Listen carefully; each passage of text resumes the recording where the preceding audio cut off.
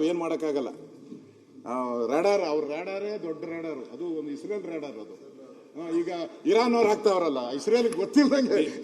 ಮುಖ್ಯಮಂತ್ರಿಗಳ ಗಮನಕ್ಕೆ ಬಾರದಲ್ಲೇ ಇದೆಲ್ಲ ನಡೆದಿದೆ ಅಂದ್ರೆ ಅದ್ರ ಇನ್ನೆಂತ ರ್ಯಾಡಾರ್ ಇರ್ಬೋದು ಸರ್? ಉಪಮುಖ್ಯಮಂತ್ರಿದೇ ದೊಡ್ಡ ಕ್ಷಿಪಣಿ, ಅದ್ರ ಜೊತೆ ಅವ್ರು ಆ ರ್ಯಾಡರಿಗೆ ಅವ್ರು ಸಿಗ್ತಾ ಇಲ್ಲ ಅಂತಂದ್ರೆ ಅದು ಇನ್ನು ಹೆಂಗಿರ್ಬೋದು ಅಂತ. ಆ ಟೆಕ್ನಾಲಜಿ ಸ್ವಲ್ಪ ಬೇಕಾಗತ್ತೆ ನಮಗೆ. ಅಲ್ಲ, ಅವ್ರದ್ದು ಒಂದು ಎಲ್ಲ ಒಂದ್ ಕಡೆ ಸಾಫ್ಟ್ ಇರ್ಬೇಕು. ಅವರು ಡಿ ಕೆ ಶಿವಕುಮಾರ್ ಒಂದು ಸ್ವಲ್ಪ ಸಾಫ್ಟ್ ಇದ್ದಾರೆ ಈ ವಿಚಾರವಾಗಿ.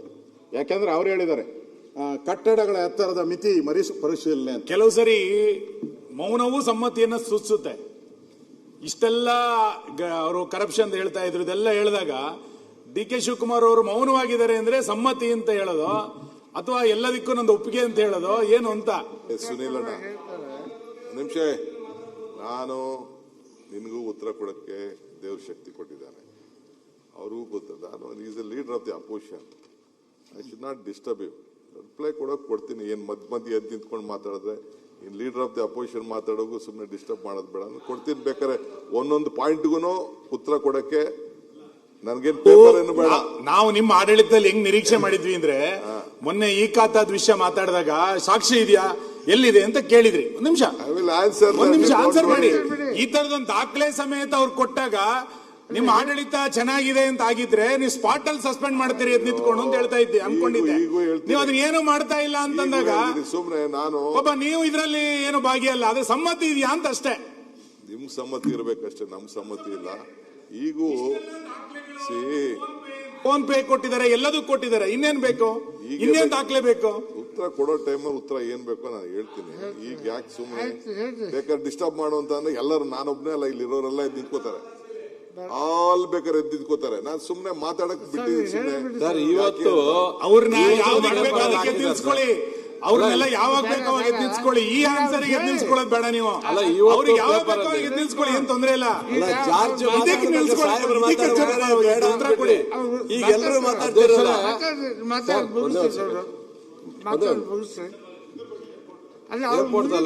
ಆಯ್ತು. ಇನ್ನು ಎಷ್ಟೊತ್ತು ಅಧ್ಯಕ್ಷರೇ, ನಮ್ದೇನು ಗೊತ್ತಿಲ್ಲ, ಅವರು ಕೇಳ್ತೀನಿ ಅಂತ ಹೇಳಿದ್ದಾರೆ. ಆಯ್ತು, ಸ್ವಲ್ಪ ಮತ್ತೆ ಫ್ಲೈಟಿಗೆ ಹೋಗಕ್ಕೆ ಲೇಟ್ ಆಗತ್ತೆ ನೀವೇ ಹೇಳ್ತಿದ್ರಿ. ಇಲ್ಲ, ನಮ್ಗೆ ಕ್ಯಾನ್ಸಲ್ ಮಾಡ್ಕೊಂಡ್ರು, ಅವಾಗ ಮುಂದಕ್ಕೆ 1 ಅವರ್ ಮುಂದಕ್ಕೆ ಹಾಕೊಂಡ್ರು. ಆಯ್ತು ಹೇಳ್ತಾರೆ.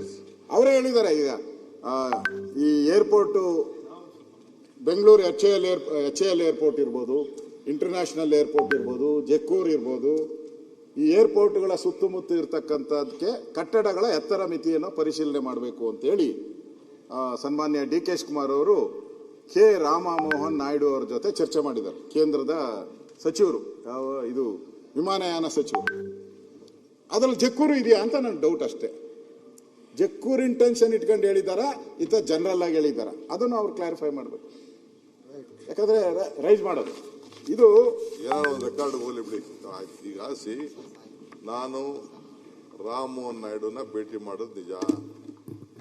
ಇಡೀ ದೇಶದಲ್ಲೇ ಒಂದು ಮಾದರಿ ಇದೆ, ಕರ್ನಾಟಕ ರಾಜ್ಯದಲ್ಲಿ ಒಂದು ಮಾದರಿ ಇದೆ. HAL ಇರ್ಬೋದು, ಇಂಟರ್ನ್ಯಾಷನಲ್ ಏರ್ಪೋರ್ಟ್ ಇರ್ಬೋದು, ಯಾವುದೇ ಏರ್ಪೋರ್ಟ್ ಅಕ್ಕಪಕ್ಕ ಈಗ ಪ್ರೀಮಿಯಂ ಎಫೇರ್ ಮಾಡಿದೀವಿ.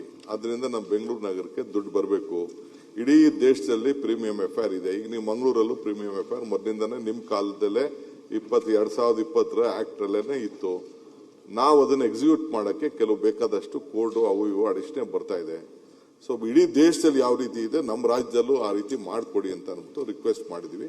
ಈಗ 0.6 ವರ್ಗು ಕೂಡ ನಾವು ಹಿಂದೆನೆ 2004 ಏನು ಅಮೆಂಡ್ಮೆಂಟ್ ಮಾಡಿದ್ರು ಅದಕ್ಕೆ ಅವಕಾಶ ಮಾಡಿಕೊಟ್ಟು ಆ ದೃಷ್ಟಿಯಿಂದ ಅವ್ರಿಗೂ ರಿಕ್ವೆಸ್ಟ್ ಮಾಡಿದ್ವಿ. ಅವ್ರಿಗೆ ಇವ್ರಿಗೆ ಇವು ಶಿಫ್ಟ್ ಮಾಡೋದು ಮತ್ತೊಂದು ಮಾಡೋ ವಿಚಾರ ನಾವೇನು ಹೇಳಿಲ್ಲ. ಇವು ಅಲೋ ಏನು ಕೋನ್ ಬಿಟ್ಬಿಟ್ಟು ಮಿಕ್ಕಿದ ಏರಿಯಾಗಳಿಗೆ ಇನ್ನು ಸ್ವಲ್ಪ ಅಲೋ ಮಾಡಿದ್ರೆ ಜನ ಪ್ರೀಮಿಯಂ ಎಫ್ಐಆರ್ ತಗೊಳ್ತಾರೆ, ನಮ್ಮ ಸರ್ಕಾರಕ್ಕೂ ದುಡ್ಡು ಬರ್ತದೆ. ಅಷ್ಟು ಹೇಳಿವೆ ಹೊರತು, ಅಷ್ಟರಲ್ಲೇ ನಾವಿದ್ದೀವಿ ಹೊರತು ಇನ್ನು ಅವರು ನಮ್ಮ ಸೆಂಟ್ರಲ್ ಗೌರ್ಮೆಂಟ್ಗೆ ಇವರು ಡಿಫೆನ್ಸ್ ಮಿನಿಸ್ಟರ್ಗೆ ನಾವು ಕಳಿಸ್ಕೊಡ್ತೀವಿ ಅಂತ ಅವ್ರು ಹೇಳಿದ್ದಾರೆ.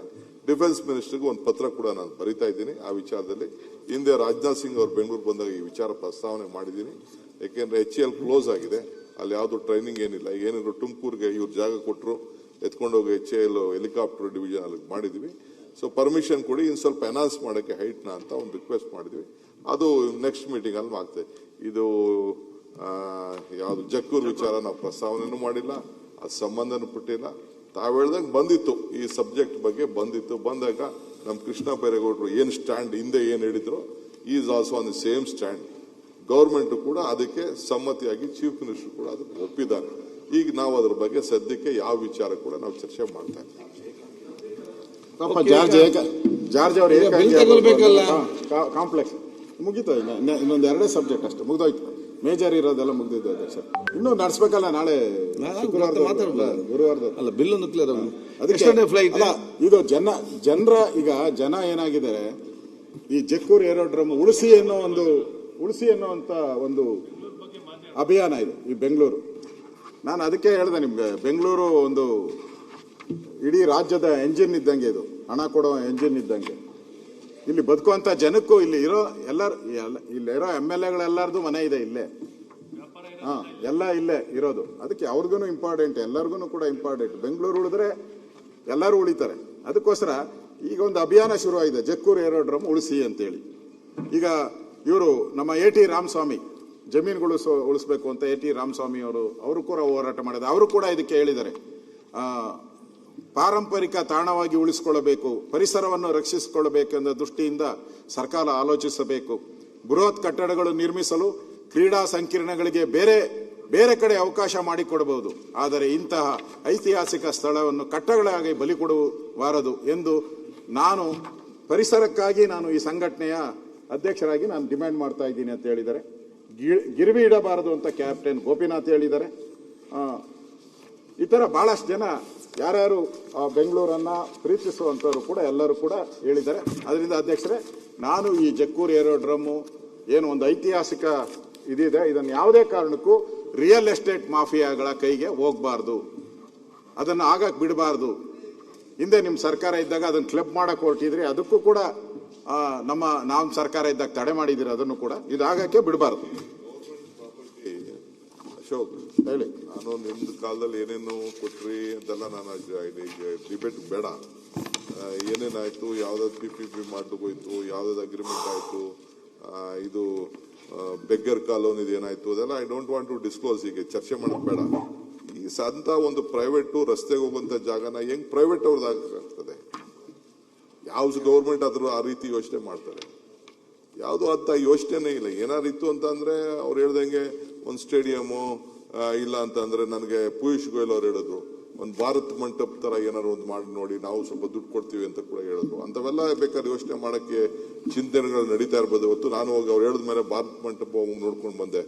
ಆಮೇಲೆ ಇನ್ನೊಂದು ಎಕ್ಸಿಬಿಷನ್ ಸೆಂಟರ್ ಹೊಸದಾಗಿ ಯಶೋಭೂಮಿ ಅಂತ ಒಂದು ಮಾಡಿದ್ದಾರೆ. ಎರಡು ನೋಡಿದ್ದಾರೆ, ಫಸ್ಟ್ ಕ್ಲಾಸ್ ಮಾಡಿದ್ದಾರೆ, ಇಂಟರ್ನ್ಯಾಷನಲ್ ಫಸ್ಟ್ ಕ್ಲಾಸ್ಗೆ ಮಾಡಿದ್ದಾರೆ. ಅಂತವೆಲ್ಲ ನೋಡ್ಕೊಂಡು ಬಂದಿದ್ದೀವಿ. ಏನೋ ಕನ್ಸ್ಟೆಂಟ್ಸ್ ಇದೆ, ಈಗ ಬೇಡ, ರಿಪ್ಲೈ ಮಾಡಾಗ ಅದ್ರ ಬಗ್ಗೆ ಮಾತಾಡ್ತೀವಿ. ಆಯ್ತು, ಮಾಡಿ ಉಳಿಸಿ ಅಷ್ಟೇ, ನಮ್ದು ಉಳಿಸಿ. ಅಧ್ಯಕ್ಷರೇ, ಇವತ್ತು ಬೆಂಗಳೂರು ಕಾರ್ಪೊರೇಷನ್